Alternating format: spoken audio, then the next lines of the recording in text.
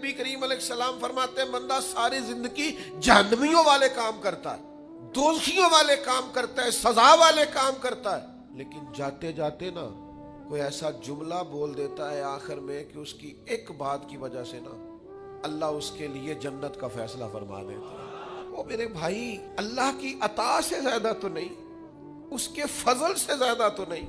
रसूलुल्लाह सल्लल्लाहु ताला अलैहि वसल्लम फरमाते हैं कि रब फरमाते हैं अगर मेरे बंदा इतने गुनाह करे कि उसके गुनाह आसमान तक पहुंच जाए,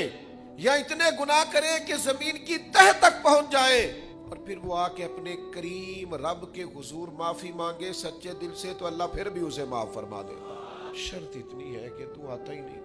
तू माफी मांगता ही नहीं, तू फिर भी लोगों को मनाता है, उसे मनाता ही नहीं जिसे मनाना चाहिए।